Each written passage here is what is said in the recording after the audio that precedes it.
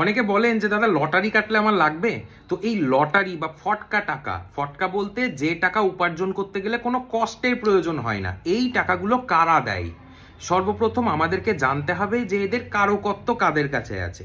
তো fifth house, লগ্ন, সপ্তম ঘর, রাহু, বৃহস্পতি, এনারাই কিন্তু অর্থ ফট করে ইনকাম করিয়ে দিতে সাহায্য করে। আরও কিছু বিষয় রয়েছে, সেগুলো কানেক্ট থাকতে হবে। তো যদি কারো রাহু খারাপ হয়, যদি কারো ফিফথ হাউসের ভালো কোনো পজিটিভিটি না থাকে, তাহলে জানতে হবে লটারি কেন, কোনো রকম ফটকা টাকা তাদের দ্বারা ইনকাম হবে না।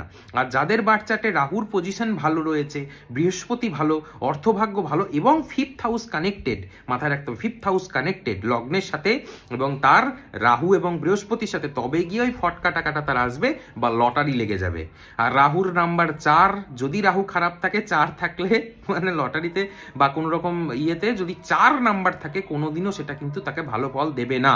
আর রাহু যদি ভালো থাকে তবে কাজ করবে। এই সমস্ত ডিটেলসগুলো কিন্তু জেনে তারপরে কাটতে হবে লটারি, না হলে কিন্তু অর্থ নষ্ট হয়ে যাবে।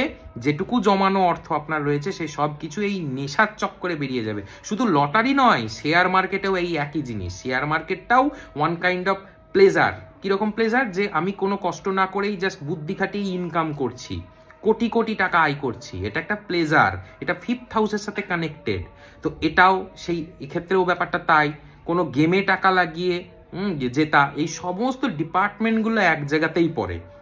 যদি কারো এই গ্রহগুলো ঠিক না থাকে, তাহলে তাদের কোনোদিনও কিন্তু লটারি কেন, এই সমস্ত যে জায়গাগুলো রয়েছে, এগুলো কোনোদিন সফলতা তাদেরকে দেবে না। বার্থ চার্ট দেখিয়ে নেবেন দক্ষ একজন অ্যাস্ট্রোলজারকে দিয়ে, তবে ভালো ফল পাবেন। ভিডিওটি শেয়ার করে ছড়িয়ে দেবেন।